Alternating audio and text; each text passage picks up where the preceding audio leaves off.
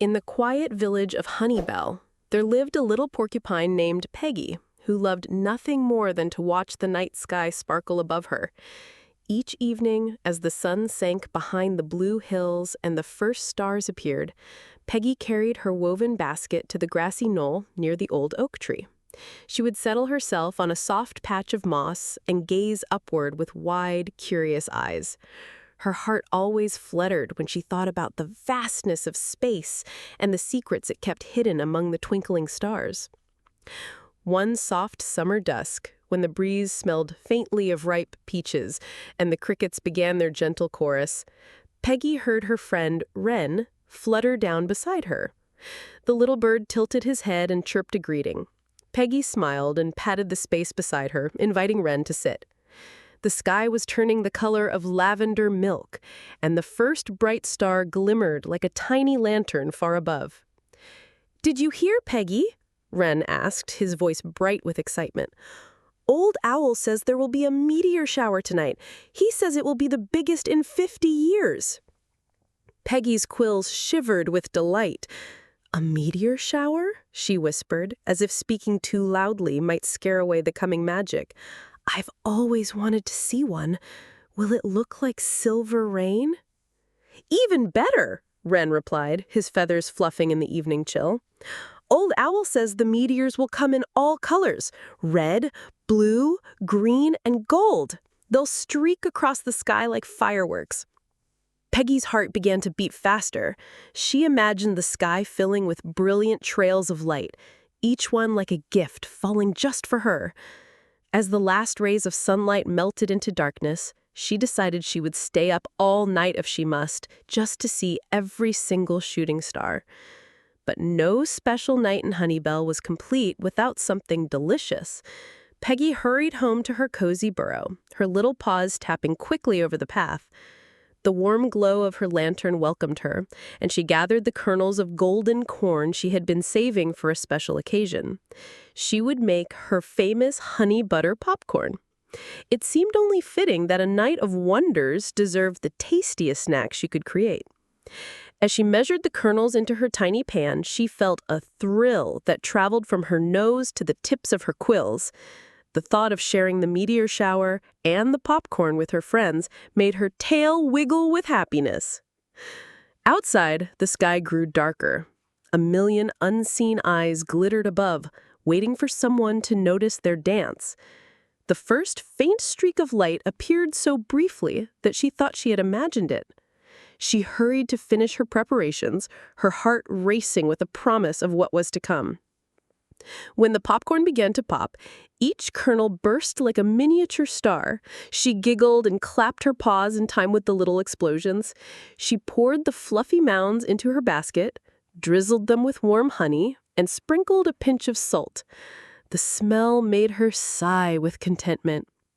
Carrying her treasure carefully, she returned to the knoll. Wen was already there, joined by wise old Owl, who perched on a crooked branch overhead. Next to him sat Myrtle the mole, blinking in the darkness, and Pip the field mouse, whose round ears twitched eagerly. They had all come to watch the sky together. Peggy settled herself between Myrtle and Pip and passed around the basket of popcorn. The friends murmured thanks, each taking a warm, sweet handful. A hush fell over the little group as they turned their eyes upward. The first meteor appeared, blazing across the black velvet sky in a ribbon of green light. Myrtle gasped softly. Wren let out a low whistle. Peggy's heart thumped so wildly that she thought everyone could hear it. For a moment, time seemed to stand still. The meteor faded into the darkness, leaving behind only the memory of its bright path. Then another came, this one gold as a marigold petal.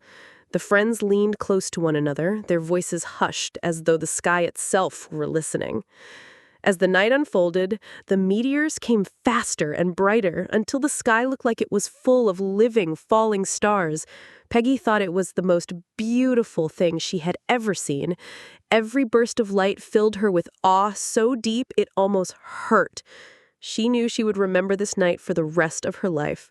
And so, the little porcupine sat with her friends, sharing her popcorn and her wonder, while the universe spilled its secrets across the sky. As the meteor shower continued, Peggy and her friends felt closer than ever.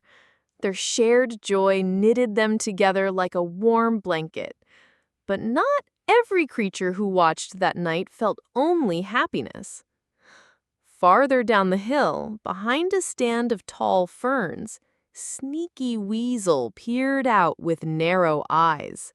He had never liked sharing, and he certainly didn't understand why anyone would waste a perfectly good evening sitting around gawking at the sky. But most of all, Weasel was annoyed that Peggy had not invited him to taste the honey butter popcorn. He sniffed the sweet air greedily. The scent of honey made his mouth water, and he felt a sour envy coil around his heart. If he couldn't be part of the celebration, then he would find a way to take something for himself. Weasel waited until Peggy and her friends were completely absorbed in the dazzling meteors. He crept through the shadows, silent as moonlight, until he reached the edge of the gathering. The basket of popcorn sat beside Myrtle, who had fallen asleep with her paws curled around her plump belly. Carefully, Weasel stretched out one paw. His claws brushed the edge of the basket, and he froze, listening. The friends were all watching the sky, their eyes full of starlight. Slowly, Weasel lifted the basket. A kernel tumbled to the grass, but no one noticed. His heart hammered in his chest, and a wicked thrill made his whiskers twitch. But just as he was about to slip back into the darkness, a sudden voice broke the hush. "What are you doing?" asked Pip in a small but firm tone. Weasel nearly dropped the basket in surprise. All eyes turned toward him, and he felt heat flood his face. For a moment, no one spoke. The meteor streaked above them, indifferent to the awkward scene below. I was only going to borrow a little," Weasel stammered. "I didn't think anyone would mind." Peggy's heart squeezed with disappointment. She looked at Weasel, who suddenly seemed smaller and more uncertain than ever before. "You could have asked," she said softly. "There is enough for everyone." Weasel shifted his weight, unable to meet her gaze. His envy had led him to take instead of share. He realized in that painful silence that the sweetness of stolen things always turned bitter. Old Owl ruffled his feathers thoughtfully. "It is not too late to join us properly," he hooted. "The night still holds many wonders." The others murmured their agreement. Peggy patted the grass beside her. "Please sit with us, Weasel. We would be glad for your company." Weasel swallowed hard. Something inside him softened, and he nodded. Carefully, he placed the basket back between Myrtle and Pip, then settled himself beside Peggy. His heart still beat fast, but it felt different now, less like guilt, more like relief. Together, they watched the meteors blaze on. A blue one streaked across the sky, so bright it lit the meadow like dawn. Weasel found himself gasping in awe the same as everyone else. For the first time, he understood why Peggy loved the stars so much. He reached out and took a piece of popcorn, this time with permission. It tasted sweeter than he had imagined. As he chewed, a sense of peace spread through him. He had tried to fill the hollow inside with envy, but it turned out that kindness was the only thing that truly satisfied. The night wore on. The meteors came in waves, each more brilliant than the last. Peggy leaned back against the mossy hill, feeling the warmth of her friends on either side. Even Weasel, who had almost ruined the evening, was now part of their circle. When a final golden meteor blazed across the sky, Peggy closed her eyes and made a wish. She wished that she would always have friends to share her joys and her troubles. She wished that no one in Honeybell would ever feel alone under the stars. As dawn neared, the last meteors disappeared beyond the horizon. A pink light began to brush the edges of the sky, and the friends slowly stirred from their dreaming. Peggy gathered the empty basket and tucked it under her arm. Her quills were dusted with dew, and her heart felt light as a feather. The night had given her more than she ever expected.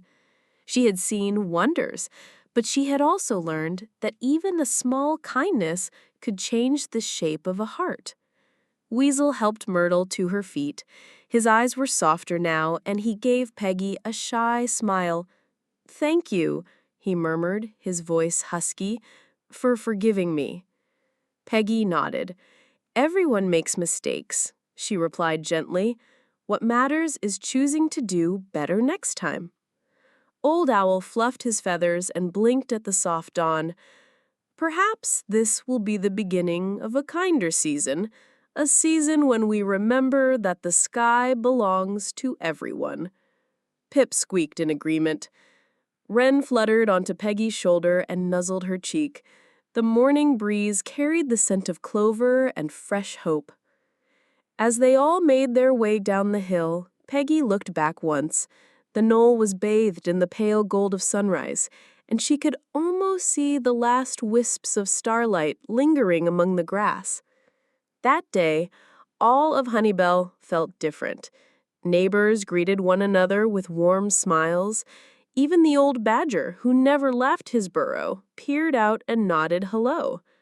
A softness had settled over the village, like a quilt stitched from 100 small kindnesses. Peggy returned home, set her basket by the door, and curled up in her favorite chair. Her heart beat slowly now, filled with gratitude and quiet pride. She had learned something she would carry forever, that sharing was more precious than any single joy, and that forgiveness could light the darkest corners of a heart. Outside her window, the morning glowed brighter with each passing minute.